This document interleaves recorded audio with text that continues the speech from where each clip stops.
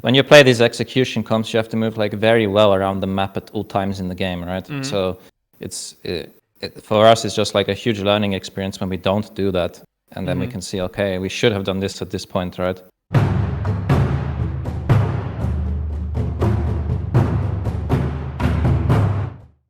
Hi everyone, it's Tom reporting from the LEC Spring Split. With me here is the coach of Rogue, it's Freddy, who just won their game. It wasn't really any difficult against Misfits. Maybe the biggest stomp we've seen in the LEC so far. But first of all, Freddy, how are you doing? I'm doing good. I mean, the team's going great right now. The results are going great. So I think I'm in a good mood for this one. And yeah, everyone is in the team as well. Yeah, you say the team's doing great. Obviously, last weekend you guys unfortunately did lose against G2, but it was a very close and long and tense game. So how did the team come out of that loss? I mean, we were a bit disappointed for sure. I think that loss was, I mean, we haven't really had any big losses, right? But this loss versus G2, we really, really wanted to win to kind of send a message, right? And I think we did not play our best game, and we did not do our like cleanest draft as well. And those two things like combined resulted that we were just really far behind the whole game. But I think we kind of held on well, right? So it was still a decent performance versus them. We want a rematch, right? But we have to wait. Of course, yeah. Still, you say it is a big match, but the team is doing well, so I imagine that they were able to shrug it off and keep eyes aimed at the future afterwards. Oh, yeah. Yeah, for sure. I mean, next day, Monday, new scrims, right? New opponents this week, and we turned up really well today, so it's all good, right? Yeah. What I want to talk about mostly with you is actually the first half of the split, so obviously rounded up now, and by the time this video comes out, you also have played one weekend extra, but heading into the split, many players who had played scrims against you guys were super excited and said like, wow, Rogue is looking super strong. Obviously, you guys have proven that so far, but I want to hear from you. How have you experienced this first half of the split with this new iteration, this polished or whatever you want to call it, version of your team? Yeah, I mean, I think it's just been a really good experience with them so far. I think the two changes we made were kind of straight upgrades, especially in the style that we want to play. So from that, we've kind of been learning week in, week out, and like improving, and just this kind of way we had of playing before still fits us very well. Which is also why we were like so strong at the start of the split. I think we didn't like need to really discover ourselves much. So it's been quite the smooth transition. We obviously like helping Trimby grow. We got a lot of like emphasis on that right now, and all those fitting in just really naturally, I would say. So all in all, it's been very good the first half of the split, and we're trying to like build on that as we go. Did you have any concerns heading into the split? Obviously, as a coach, you can be excited for players, but still see, okay, maybe a personality is going to take some time to adjust, or maybe in terms of playstyle, we really need to polish, or maybe these two players don't match well. I don't know. I'm just speculating what might go wrong. So did you have any of those concerns heading into it?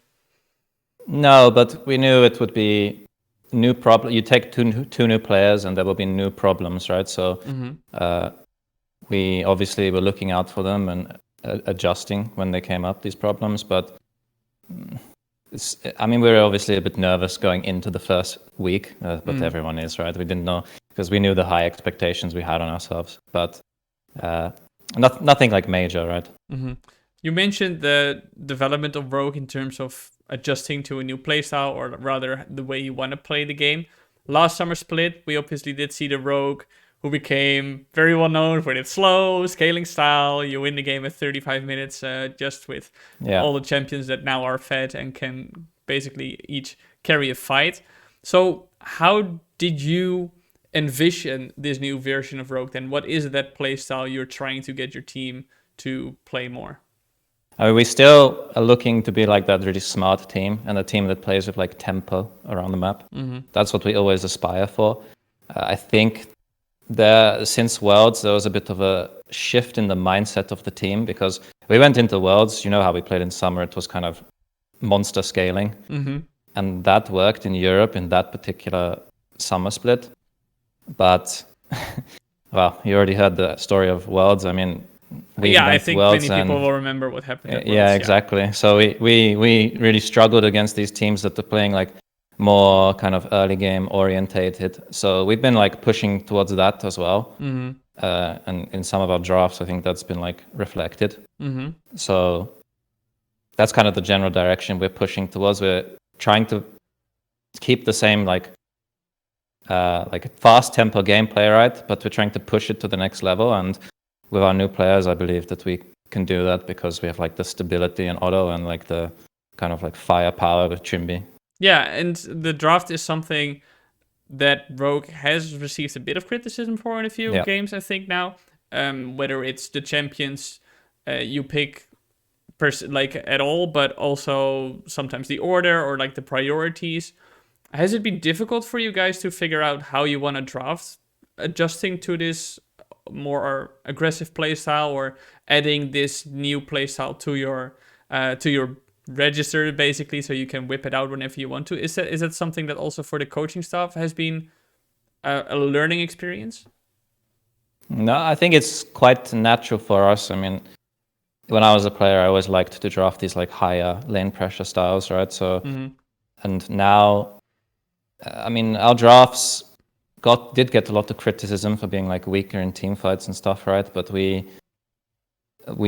we even reflected on most of these drafts, we actually thought that they were still good drafts, because if we play it out perfectly, we're gonna win, right? And that's something that we want to like aspire to when we move forward and looking at the worlds. If we are only playing like scaling stuff, and if other teams in Europe are only playing scaling stuff, then the same thing's gonna happen, right? So for us, like we had some drafts where we had like Talia Lucian is like really, really strong early, right? But obviously if we make mistakes, we're getting punished big. But that's where you learn a lot from these losses, because we lost that game in particular, and we looked at the review and there's so many things you can do better, right? But when you're playing these more scaling comps, it's like you're a bit more like reactive, so you don't learn as much. So that's been a big part of our like mindset moving forward, that we are looking towards playoffs and worlds, you know, for like better results rather than just picking Azir and stuff and scaling. I mean, saying that's what we did versus G2 last week. So we also weren't that happy with that draft. So we ended up with Azir Vayne. So I think we made some mistakes there for sure, but that is what it is, right? And today versus Misfits, we had a bit more of a balance when it came to like so name pressure. What I'm hearing for you guys, it's about the draft. It's you'd rather make it more difficult for yourself now so that you can learn from it and improve over time, rather than, okay, we're gonna aim to be first in the regular split again by playing what we know and not really learning anything. Because when you play these execution comps, you have to move like very well around the map at all times in the game, right? So it's for us, it's just like a huge learning experience when we don't do that, and then we can see, okay, we should have done this at this point, right? Yeah. Now, the final topic, and we kind of touched on it a bit earlier as well when we spoke about this new iteration of Rogue, but I want to talk specifically about your two new players. You said that Omni was fitting into the team very naturally, and Trimby is obviously a rookie, he's going to need to be coached. But let's start with Omni.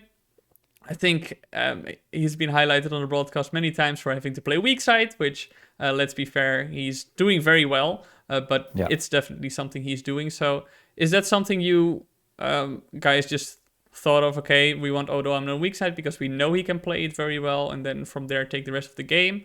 Or what did you have in mind when he was added to the team for Rogue? I think to an extent it was like that. I mean, we knew he would fit super well because he's always been super stable. And the thing when we had with Finn was a more volatile player. It could like really upset the state of the map. Odo's not like that. So the game will stay more structured with him, and which, I mean, we can often like leave him on his own, but we can also like help him out. He likes to like win lane with playing with his wave and stuff, right? So we just knew he'd be a good fit based on like the years he's played, right? He's like super stable. Yeah, that veteranship.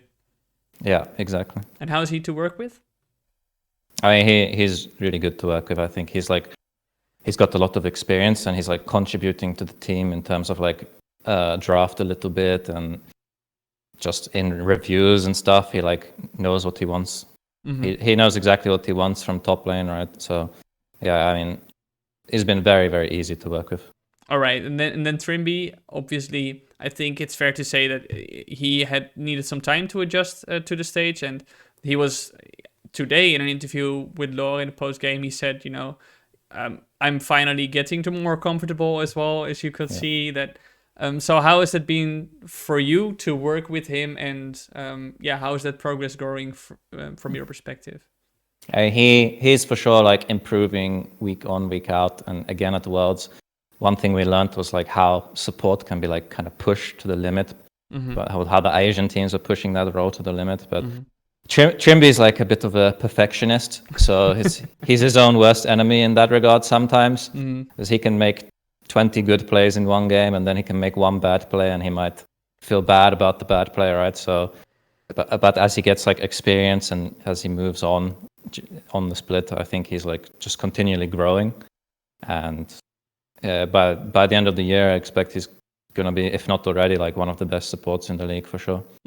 How does growing a rookie like that when he's amid a team of four, well, not all of them are like super seasoned veterans or something, I guess, but Odo, Omni, and Hansama definitely are. Yeah. So how do you help him grow when he is in an environment like this? What is your focus on? How do you push him to learn more?